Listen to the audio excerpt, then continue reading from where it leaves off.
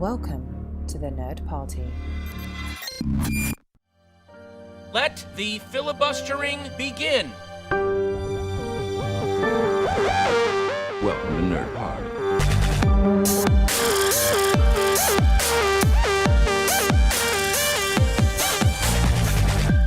Hello and welcome to Filibuster here on the Nerd Party Network, home to a lot of great podcasts from Nerd Nuptial on a Monday all the way through to Missing Frames on a Sunday, with shows like A24 Project, Aggressive Negotiations, Great Shot Kid and so many others during the week. So Filibuster is home to me, Lee Hutchison, and of course Dallas King. How are you, Dallas? I'm very well, thanks for having me, as always.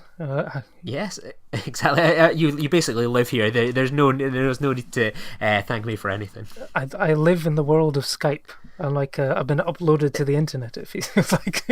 Exactly. You're like that terrible Wally Pfister movie that everyone hated. Was it Transcendence? Oh yes, the one that from the protege of Christopher Nolan, who proved that while an excellent cinematographer, when it comes to directing, he is no Christopher Nolan. I know, that film was so bad, and unfortunately we aren't here today to discuss 2016's terrible Transcendence starring Johnny Depp. We're going to discuss something a bit more cooler than that. So this week we're going to pick our top 5 films released by the Annapurna Pictures, so with lists that I'm sure will reflect the diversity of their catalogue. But firstly, we are going to do, as we're doing every week in 2019, we're picking our 52 films by... Oh, I've just screwed that up. Let me start that again.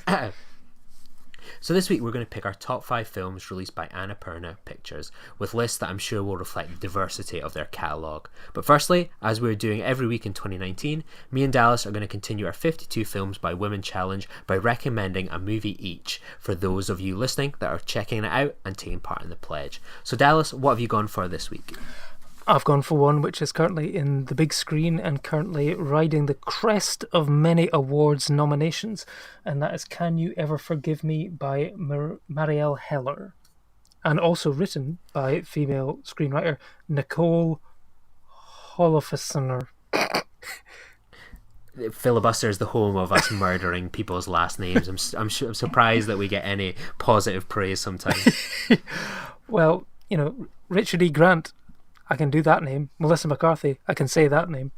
I'll try and Google it while I'm talking and figure out exactly how to pronounce it. But this is the, as I said, Oscar-nominated film, which is based on the real-life memoir of writer Lee Israel, who, when her career was falling into a little bit of a lull and no one was wanting to hire her for some biographies of famous and not so famous stars, she turned to deception and started cranking out some literary letters by famous authors, but embellishing them and creating some fakes and selling them for cash, and ended up, when she was then blacklisted, getting in her friend Jack Hawk to hawk the letters for her.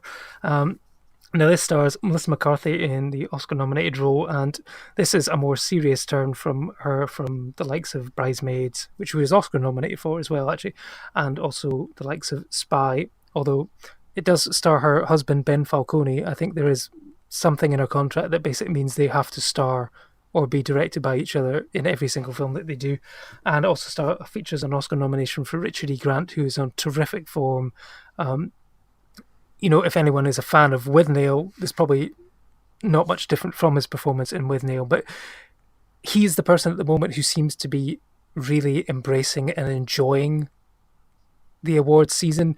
You know, you just see him getting his photograph taken with all the stars and stuff. You know, this is his first real nomination in his career, and he is just milking it for all his worth and enjoying the process. And I really hope that he actually wins on Oscar night. You know, Mahershala Ali is great in Green Book. You know, if it wasn't for the 2 lead actors in Green Book, I think the film wouldn't work and would certainly not be featuring in the Oscar race. But I really think that Richard E. Grant should win, and it's all down to, you know, the director Marielle Heller, who brings out, you know, these 2 great performances from her cast. And you know, it's a really sort of interesting story, and one which I was completely unaware of. I had no idea who the writer Lee Israel was before, but it kind of really wants to make me go out and read the book on which it's based. You know, the memoir she wrote while serving her time for the crimes that she committed. You've seen this one as well, haven't you? Yeah, I've seen it, and I really liked it. I mean, I must admit, I do not like Melissa McCarthy. I really liked her in that spy movie that she did with Jason Statham. That's kind of been my one and only sort of kind of appreciation perhaps of her. Like, my girlfriend has Gilmore Girls on all the time, and I find her annoying in that, and she's just a presence of someone I just kind of disliked. And I remember this film was shown at the London Film Festival, and I missed the chance to catch it, but I wasn't too bothered, to be honest, because I was like, well, I'm not really interested in a Melissa McCarthy sort of fake letters romp, as it were. So I was very surprised by the kind of good praise it was getting, and I went in with kind of expecting a good time, really, when I caught it a few weeks ago, and I really enjoyed it. I think she's excellent in it, and there's some real moments where you get caught up in the emotion of her turmoils. They may not be the biggest things sometimes that set her off, but you sort of get completely invested in it, and it's such a charming movie. It's funny. It feels like a nice traditional movie in the best way that I know people have talked about Green Book as a bit of a throwback, really, but I think it's comedy. Can You Ever Forgive Me that actually feels closer to something where it's a bit of an old school movie, and I really liked it, and I thought her, Richard E. Grant especially, were excellent, and I was wrong about her, and I'd certainly give her a second go now. Absolutely. I think it's that scene in the courtroom at the end. She really sort of sells that scene and is fantastic in it, and I think that'll be the scene that they show on Oscar night. And yeah, she's much more subdued and much more understated than you would expect for being the big, bold, brash comedian. And she basically she plays the straight woman to Richard E. Grant's Jack Hawke in this. And I think the filmmaking is great. It has the look of a period film. I say period film, I mean, we're talking about, this was set in 1991. It's crazy to think that the 90s now qualifies as a period historical film, but I think it's a great adaptation of our book by Nicole Holofcener. I've pronounced it correctly there, so apologies for mispronouncing it before, but that's the correct pronunciation now, thanks to Google. Always good. I just was on another podcast talking about how you shouldn't have to Google the answers for everything, but it does help out from time to time. Yeah, so I highly recommend people. So it's kind of in cinemas now, I think it is. Yeah, isn't it? It was out on the 1st of February, and I think we'll be playing in cinemas. I expect for a few weeks, and if it wins at the Oscars on the 20th and the BAFTAs as well, if it has a strong showing, then I think you could add on. It will probably be playing up until early March, I'd expect. So plenty of opportunities it has got a wide release. It's not split shows or just like the odd evening show, whatever. You should be able to find it in most cinemas around the country at the moment, and plenty of opportunities to catch it. So what have you picked for us this week?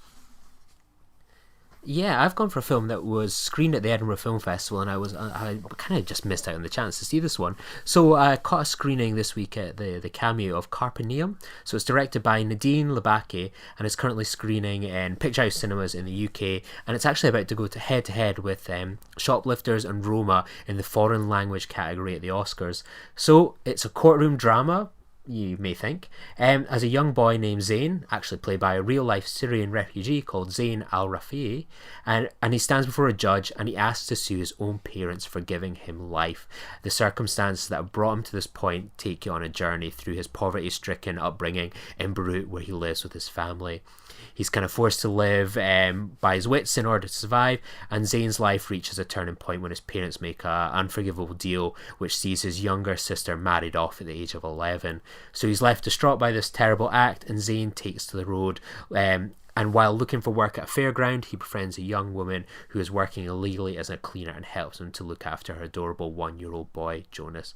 So Zayn and Jonas form a touching bond, but things get more complicated when circumstances force Zayn to make choices that will have huge ramifications. So it's an interesting movie because you hear about this movie where it's all about a young kid that sues his parents, and you sort of have this image of a Macaulay Culkin style 90s comedy in that respect when you hear something like that. And I wasn't kind of blown away by the sort of courtroom aspect of it, but it works well in sort of a limited way as a framing device of how does this young boy go from living with this, family of kind of forgotten people that live in this chaotic house and town and city and situation, and that carpe diem translated means chaos, and the entire life and movie is chaos. And it's one of these movies that's like a sensory overload: the noise of cars and the fairgrounds and babies crying and the noise of everything in Beirut. It's crazy, and the performances are fantastic. I mean,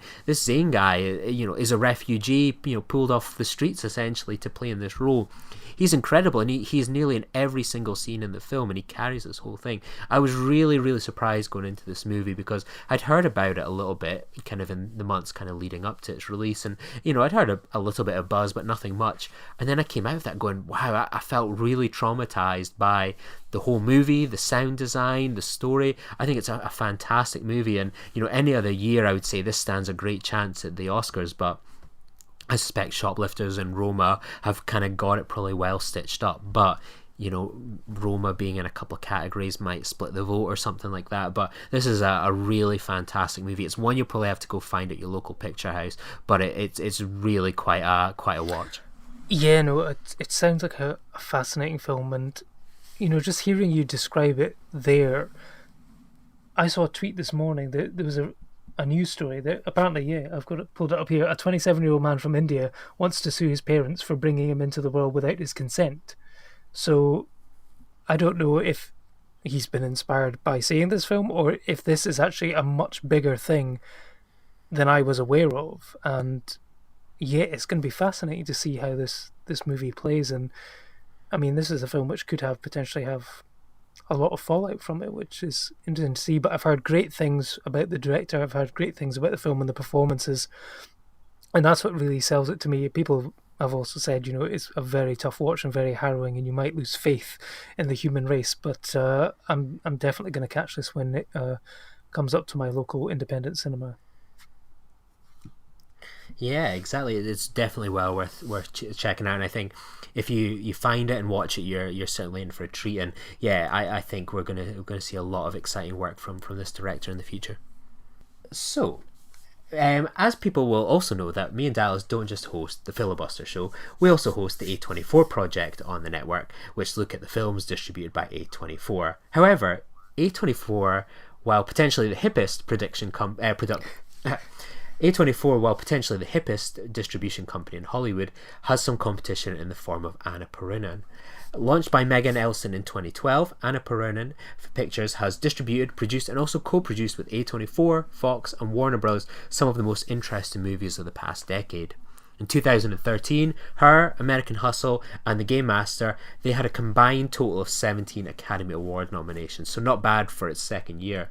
Since 2012, they've released films by Paul Thomas Anderson, Richard Linklater, Kathryn Bigelow, the Coen Brothers and Barry Jenkins, to name a few.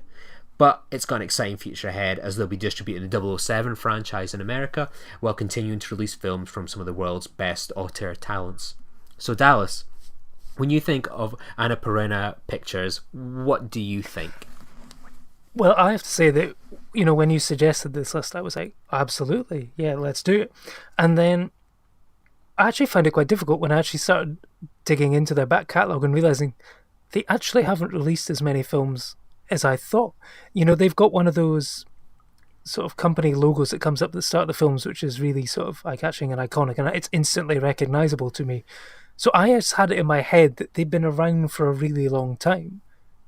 But, it's not really... It was only sort of around about 2012 they started releasing films, but I think it's the association with Paul Thomas Anderson, I think, is what I've got in my head, that maybe I always thought that they produced every single one of his films, but it was only from sort of 2012 onwards. So, I was actually quite surprised that they've got this in my head. They are this fantastic production company and now distribution company that they team up as well, and that I just think they've been going for years and years and years, and they're very well established, but they're actually really quite new, a lot like you say, along with A24.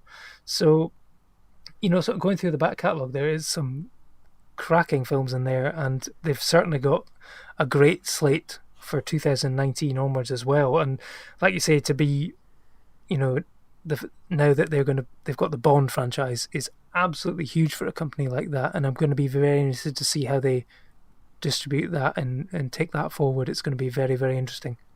Yeah, absolutely. So we're going to pick our top 5 films from the studio. So I'm going to exclude If Beale Street Could Talk, as it's not out in the UK yet, but most importantly, Dallas hasn't seen it, so I don't want to ruin it, because why I think it's one of their best films is a big spoiler, so we're not going to go down that road just yet.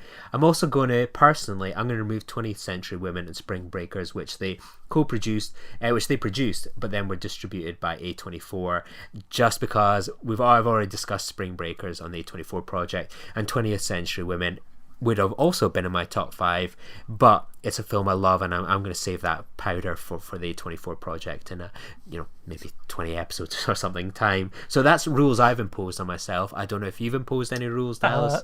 No, I'd gone with the production side rather than the distribution side, but because of that rule you've put in, I am amending one of them. Okay, I'm good to go. I've just made a last minute substitution. Excellent. There you go. So the sub has come onto the pitch. So Dallas, what is your 5th place? My 5th place film is Lawless by John Hillcoat, starring Tom Hardy and his Hardigan. And that was their first. It was film their as first well. film. Yes, I didn't know that, but yeah, no, it was their very first film, and sort of tells the story of the Bondurant brothers, sort of played by Tom Hardy. You've got Shia LaBeouf, sort of Jason Clarke, sort of running this prohibition sort of ring in the South. It's got a cracking cast. Beyond that, you've got the sort of Jessica Chastain, and you've got Guy Pearce, who I'm only just remembering is on such sort of he doesn't have a mustache in the film, but he's mustache twirling, sort of greased back hair, slimy form as a sort of villainous sort of antagonist towards them all. And this film that does nothing for Tom Hardy's reputation as a mumbler, but he's just sort of got lots of cool swagger, and this is a film in which I enjoyed Shia LaBeouf's performance. I can't always say that, but it is about this film, and I was keen to see it based on John Hillcoat's work on the sort of Proposition and also The Road as well, which is apparently set in the year 2019. So clearly, The Road was actually, if you're looking at what caused The Road, what led to The Road, Brexit, I think is clearly what it was. I'm curious, Dallas. Like, obviously, I assume this was your last minute addition there. What did it just knock off? Well, I took the Spring chart? Breakers out of my top 5 because, as you say, we've talked about it on A24 Project, which on episode 2 of the A24 Project, if you want to go and download that episode, you can find out what we thought of it. But also, yeah, like you say, because it's got that deep connection with A24, I thought, yeah, I can take that out because, like you say, we've talked about it elsewhere. So I thought I'd put in something new and put in that. So what's your number 5? Yeah, I've gone for a movie that splits very much opinion. I went to see this with my girlfriend, who absolutely hated this movie and has continued to make fun of it a year later. I actually like it. I know some people, I think if you look on it on Letterboxd, probably it has probably a split between 4s and 1 stars, and that's Brad's Status. So Ben Stiller, as he often seems to do now, is a white Monet middle class individual in an independent movie. So his character is the titular role of Brad, and he runs his own non-profit organization, has an absolutely perfect life, great son, great wife, has a brilliant charity, but he is always comparing himself to his friends from school. One of them works in the White House, another has a published book, one is a hedge fund, one is starring Jermaine Clement, who moved to Maui and retired, there's a Hollywood director, and he cannot help but feel that his life is a failure compared to his friends. And it is the ultimate, is someone that has a perfect life not got it as great as someone that works at the White House, for example.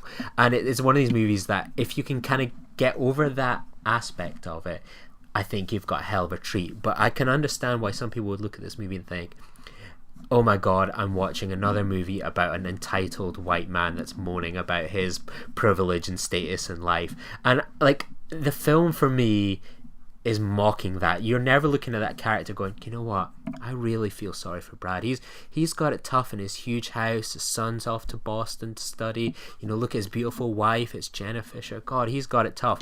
You're sort of laughing at that patheticness of it. I mean, at one point he's spilling his guts to this young student, and she's like, am I meant to feel sorry for you because I have no sympathy whatsoever at all for you? And I just think it's a really good story about, you know, a father and son. You know, they take a wee road trip and spend the weekend in Boston as he kind of prepares to decide if he wants to go to university or not, while he sort of tries to pull some favours with some of his former friends. And yeah, it's a really good movie. It's one that I like the debate and discussion about it, and I like that I love it, my girlfriend hates it, and that's kind of a bit of a charm of it for me. Yeah, no, this is one which I've never seen, and I can't say that it's been high up my list because of there's so many split opinions on it, but I think I'm tempted to give it a watch. I mean, I do like sort of Ben Stiller when he goes for maybe the slightly less comedic roles, and maybe sort of talking about your Walter Mitty's and your While We're Young, which you'd be able to hear our thoughts on episode 9 of the A24 Project, shameless plug. So yeah, I think, you know, I'm gonna put it on my my Netflix list if it's on that, or get it out the library, and I'll come back to you with my thoughts and see which end of the spectrum I end up on. I look forward to hearing that. So what's your number 4? My number 4 is the all-star cast and multiple Oscar nominee American Hustle.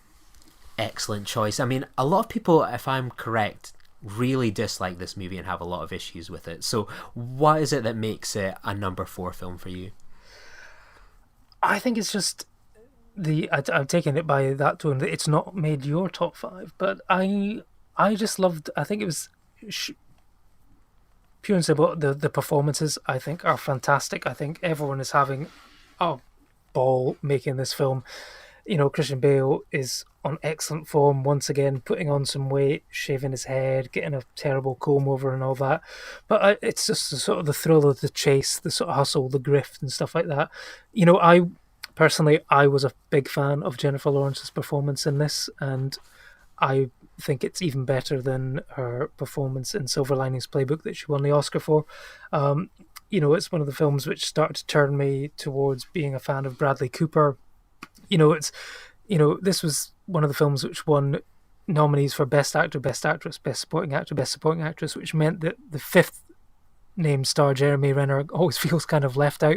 But, you know, he's great in it. But, you know, Amy Adams is just sensational in this film. She is just pure Hollywood glamour, and she is a big reason why I just think this film is, you know, it's nowhere near, you know, my top tier of in this sort of 3. The top 3 were locked, and the sort of number 4 and 5 were always up. There was always a lot of wiggle room in there, but, you know, for me, it's the performances that push it up into the top 5, I think. Yeah, I really liked it. I've always heard sort of criticism for this movie and some of the performances. I think Jennifer Lawrence is brilliant in this, and I'm someone that can be quite split on her. I just think, as you say, it's such an enjoyable film to watch. I mean, I actually don't even remember what the film's actually about, but I know I loved Bradley Cooper in it, I loved Jennifer Lawrence in it, I loved Christian Bale in it, and I had such a good time watching it. Is it a little long? Yeah, probably a bit, but I just thought it was one of the most kind of enjoyable films I kind of caught that year, and I was really surprised by the backlash to it. And you know, it's, you know, live and let die, I guess. I just thought it was really good. Yeah, no, it's about a con man and his seductive partner who are forced to work for a wild FBI agent who pushes them into the world of Jersey power brokers and the mafia. So that's what it's about. I couldn't remember what it was about either. But yeah, I mean, there's double, triple crosses and all sorts of things. But, you know, it's just, you know, it's got the style of the 70s and stuff like that. It's just got such a... I think it's what it is a confidence about it. I mean, a lot of people don't seem to like David O. Russell. You know, I Heart Huckabees. A lot of people hate that. You know, Three Kings. I love it, you know, I should add. You love I Heart Huckabees. I do, yes. It's one of his I haven't watched, but, you know, David O. Russell is sometimes so unloved that, you know, he gets punched out by his George Clooney on the set of Three Kings and whatever. So, you know, he's a filmmaker who splits opinions, but for me, I thought it was a very enjoyable film, and yeah, I don't understand why there's such a backlash against it either. You know, it's some films are there to be, you know, enjoyable and, you know, to entertain, and, you know, if that's it, sure, it can be superficial, but why the hell not? So what have you got next at number 4? I've also gone for a fat Christian Bale with a terrible haircut and a comb over. I've gone for Vice, which we touched upon a few weeks ago. So yeah, the story of Dick Cheney and his rise to power. And again, it's one of these movies that I really liked. I mean, it came in like 4th out of all the films I caught last year, and objectively maybe it shouldn't be as high as it is there, but in reality it's like a film about a subject that I find fascinating. I just love American politics. I really love Adam McKay's style in terms of The Big Short and Vice. I know it splits opinion, much like perhaps David O. Russell does, but I just think it was a really interesting, rise to power story. I mean, this could have been a very conventional biopic where perhaps you get a scene like Dick and Lynn Cheney arrive at the White House. They meet George Bush Sr. and, people here want to be us, other half kind of fear us. Like, it could have just all been scenes like that. But it was such an interesting, filmmaking thing. And I think Christian Bale's performance is excellent in it. He's just so good. And I've seen it twice now, and it stood up both times as something I've really enjoyed. And, I can understand why some people might think it's a bit derivative. I don't think it's a bad thing at all. I think when you think about ISIS and terror with the way politics is now, Dick Cheney was centre to a lot of that, and he's someone that has kind of flown under the radar of it all. And so it's really interesting to see a film that puts him front and centre and examines his role in this. We all focus on George Bush and such like, but in reality this man bears a lot of the blame, and I think it's a really interesting take on and how that's come to be and how we live in this era of terror and Trumps and so on. And I think it's really good, and it's got plenty to make you smile and laugh about too. So yeah, that never goes down. That goes down well too. Yeah, no, I think Bale is fantastic, and for me, he is the person who should win Best Actor at the Oscars. But I know what you're saying about with the fallout from politics and stuff like that, and I think that segues quite nicely into my number 3 pick, which is about sort of cleaning up the mess of Bush and Cheney, so to speak, and that is Zero Dark 30 by Kathryn Bigelow, and the woman who sort of helped put together the mission to capture and take out Osama bin Laden. I should add, this is my number 1, but let's fire into it now. Oh, okay, cool. So Zero Dark 30 is a chronicle of a decade-long hunt for the Al-Qaeda leader Osama bin Laden, and it's at the hands, and this stars an Oscar-nominated Jessica Chastain. This is my second appearance for Jessica on my list, and it's really about one woman in sort of a male-orientated world just trying to get the job done, and I found it a fascinating look at what really went on. It's got a really strong cast. You've got sort of Mark Strong, Joel Edgerton, you've got James Gandolfini, you've got Chris Pratt as one of the Navy SEALs, and then there's only one moment which makes me sort of jump out my seat and go, what, did that really just happen? And that's when John Barrowman appears in a scene. Now, John Barrowman plays Captain Jack Harkness in Doctor Who and stuff, and he's part of a very small sort of sub-list that I should probably make on Letterboxd of times when you're shocked watching a film, seeing like someone who you know from television and whatever suddenly appear in a big Hollywood movie. Like when the janitor from Scrubs appears in Indiana Jones and the Crystal Skulls, that kind of thing where you're just like, what, did I really just see that? But apart from that, I think this is a fantastic film, and Kathryn Bigelow is a master of her craft when it comes to something like this, and I really want her to be making more films. She takes normally about 4 or 5 years between films to make something. I really want to see more from her, and she did do another one from Annapurna, which was Detroit, which was another great film, which just missed out on my top 5. But for me, this is just a sensational piece of filmmaking. So why did it make your top spot? Yeah, I guess it kind of ties into why I like Vice so much, is that I love American politics, and I also enjoy movies about people that are in positions of power and influence doing their day jobs. And I think this is such a great example of following someone that is passionate about their work, doing their day job, and their day job is hunting Osama bin Laden. And I think we all probably had this idea that after 9/11 and all the years that followed, that there was 30 Mayas working on a thing, hundreds of Mayas, and in reality she had this small team that was trying to hunt down Osama bin Laden. And I just really loved that manhunt element. And I know that I think they were just about to start shooting to an extent, or they just sort of finished the script when Osama bin Laden was found and executed. So that ended up being added into the story as well. So I'd have been interested to see how well this movie would have played with it just being 2/3 as opposed to being a full story. I just thought it was a really good movie, and I remember seeing it for the first time, and even though you know what the climax is going to be, that Osama bin Laden is going to get shot in the head, you're watching it and you're thinking, oh my god, your heart's racing for the SEAL team that's going in. Are they going to make it out alive? You know they are, but that tension is just unbearable. And I think a movie like this, where we know how it ends this whole time, yeah, he is in that house, but you get caught up in it, like, oh, what happens if he isn't in it? The whole kind of politics of what's going on at the CIA and the White House, it's all really fascinating. And I think Jessica Chastain is one of the best actresses we've got in the world right now. I just think she's so good in this. It felt like it was so exciting to see her in a lead role like this, and I think it's great. I would just love to see Kathryn Bigelow be a more frequent filmmaker, and I really like her work, and this is one of my kind of favorite movies also of the past decade. But this is my favourite movie that they've released through Annapurna so far. Yeah, no, I know what you're saying about the sort of...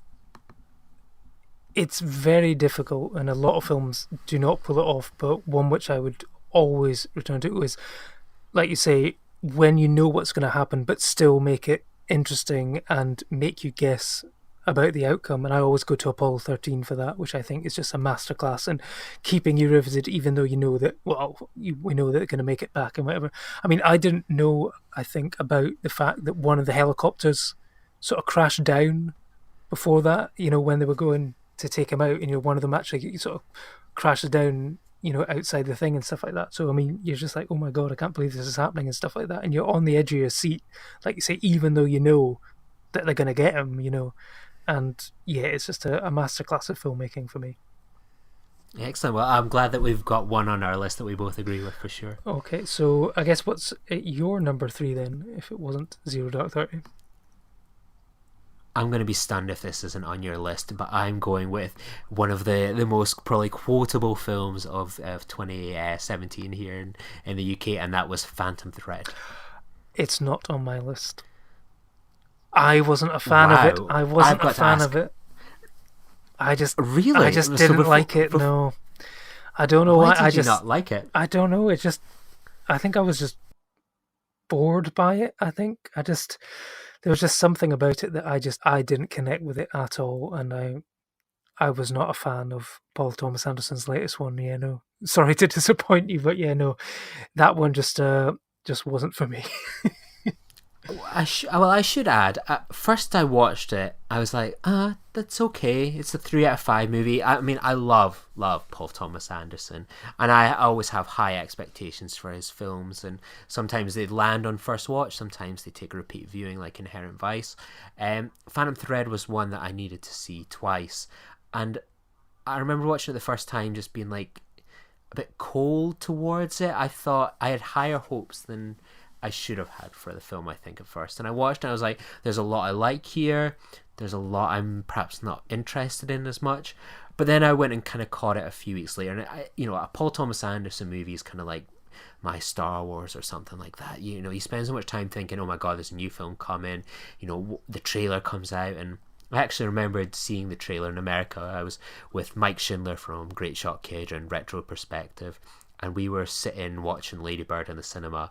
He is even a bigger Paul Thomas Anderson fan than me, and we were sitting there waiting for Lady Bird to start, and the trailer was about to begin for Phantom Thread. He covered his eyes and ears when the trailer was on, because he wanted to go into that film as blind as possible. So he enjoyed it, I think, the first time. I was a bit middling, and I wonder about expectations perhaps for both of us with this film, but it's one I've grown to really, really enjoy.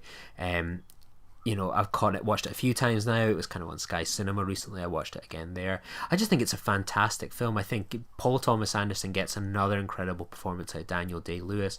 Voe Creeps is so good in it. Leslie Manville. It's just a brilliant script.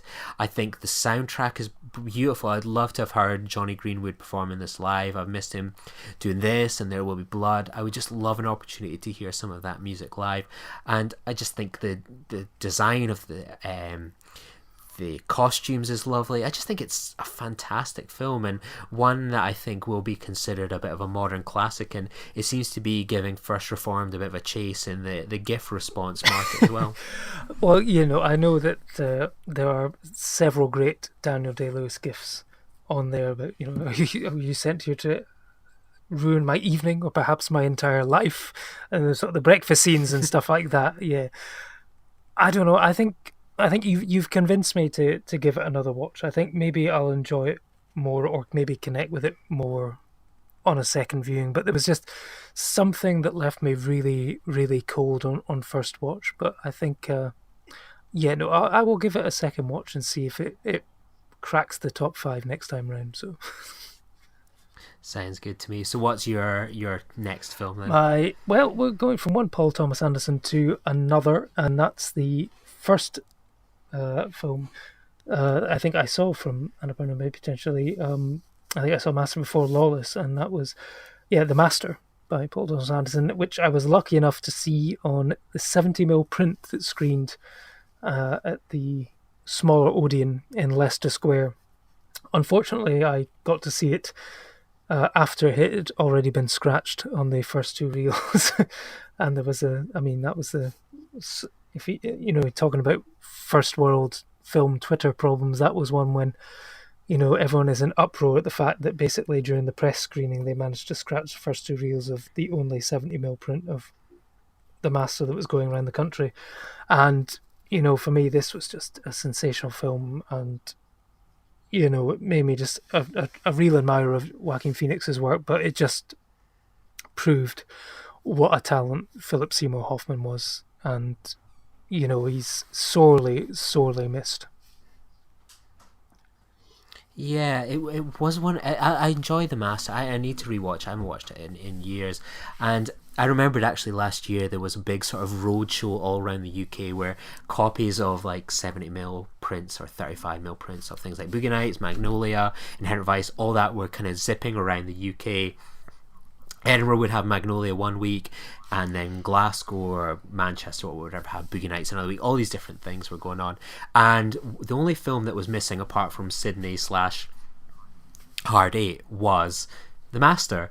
And as you mentioned, because the print had been badly damaged, it wasn't available to be shown at this Paul Thomas Anderson season ahead of the Phantom Thread coming out, which was a real disappointment when you're rewatching all of a director's films. So yeah, I really liked The Master. I want to watch it again. I remembered it was one of my most kind of hyped movies of that year. Again, it was Paul Thomas Anderson, Joaquin Phoenix, Philip Seymour Hoffman.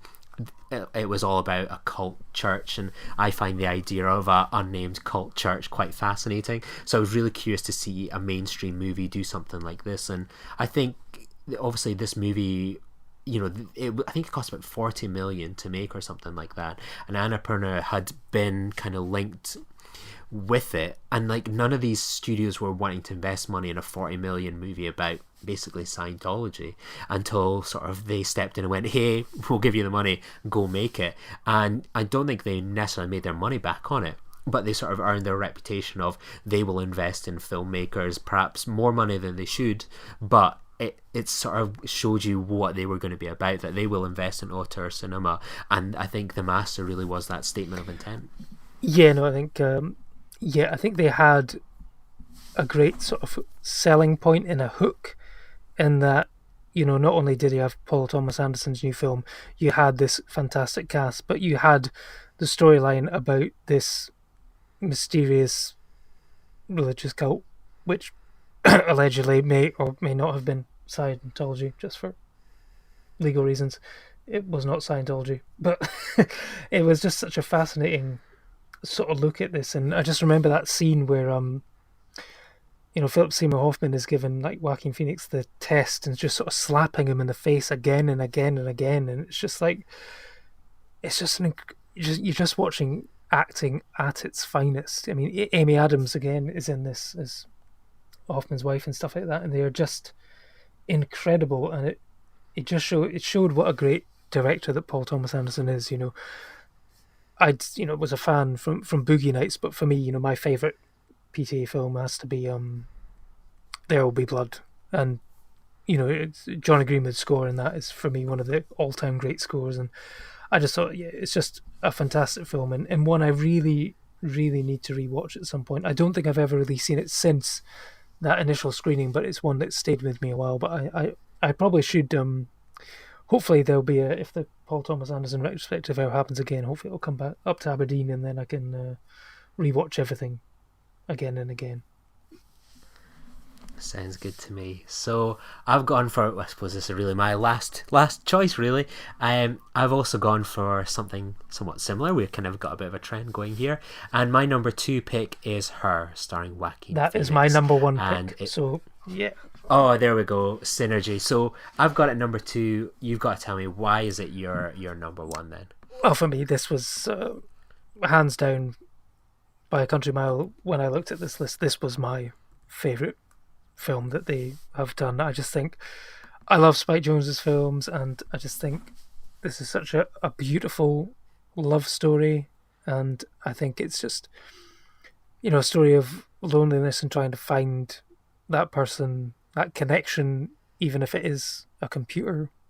And I think this film lives and dies on Scarlett Johansson's performance. I think she should have nominated for Best Supporting Actress, which is odd because essentially it is all voiceover. But Spike Jonze himself admitted that the character is called Samantha, but because it was Samantha Morton had recorded the whole thing, but he knew that for some reason or not it just wasn't working, and so he brought Scarlett Johansson in. And if you were to be seduced by a computer, I think you would be seduced by one that's got Scarlett Johansson in it.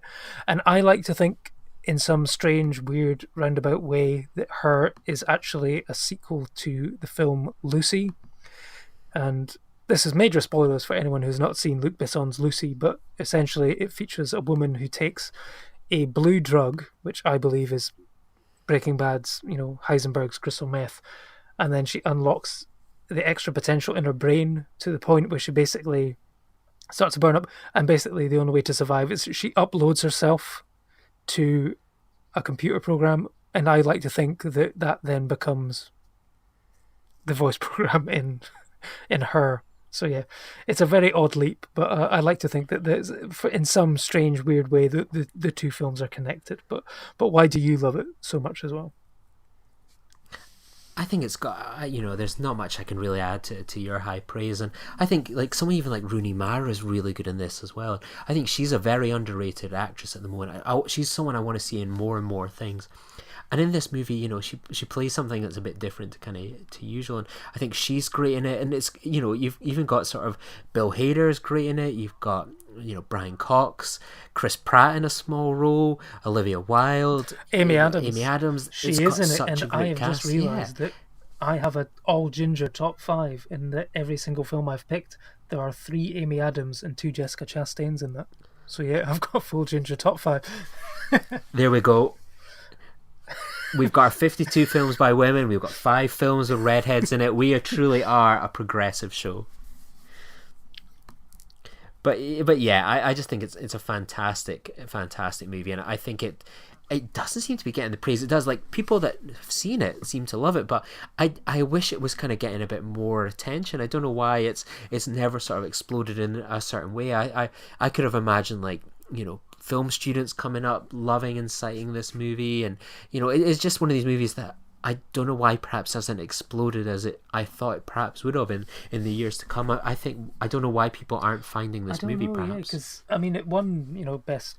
I think it won best original screenplay, and sort of deservedly so. But it's got that wonderful sort of, the technology's there. It's set in the future, but it's a future that you could really see coming true. Especially, this was what, 2013.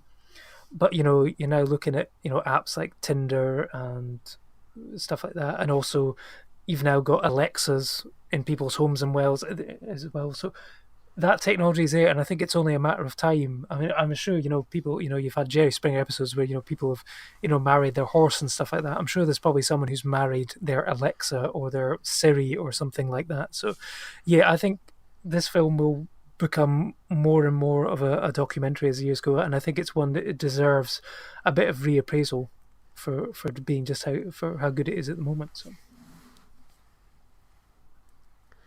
Yeah, absolutely. So I think that kind of brings to the end our Annapurna project for this week, and it's been really kind of good fun to look at another distribution kind of production company, and one that sort of came around at the same time as A24, and sort of look at what kind of movies it's been kind of doing, and I think it's going to have quite an interesting future. And as we said, with like Bond and some of the work that they're going to be doing now, I think it's going to be exciting to see where we are. I mean, people are talking about all the time that cinemas are just going to be places where blockbuster movies go, but the reality is there are places like this, Blumhouse, Neon, A24 that are releasing exciting movies, and I think it's always good to shine a light on these movies and studios production houses, distributors that are doing exciting work, and not just always the big names. So I'm excited to maybe revisit some of these movies. Yeah, you just have to look at, this year they've got, the Sister Brothers. They were involved in Ballad of Buster Scruggs. You've got your new Richard Linklaters, Bennett Miller, who did sort of Moneyball, and then sort of distribution-wise, you're looking at Fighting with My Family, the one with The Rock. So they're involved with The Rock if the A24 aren't yet. And I think there's like you say, Bond, and then sort of new Sam Mendes and stuff like that. So yeah, they've got a really great slate coming up, and it'll be interesting to see where they go in the future as well. Sounds exciting to me. So join us next week, where I'm not sure what we'll be discussing, but we're going to have a special guest, and we're going to have film director from Attack the Block and The Kid Who Would Be King, Joe Cornish. So that's going to be something really exciting to tune in for next week, and we'll have some usual film chat as well. So join us next week, and you can check us out on thenerdparty.com, where you'll find all the other amazing shows as well. So thank you very much for listening, and we'll see you next week. Bye. Join the revolution. Join the Nerd Party. Welcome to Nerd Party.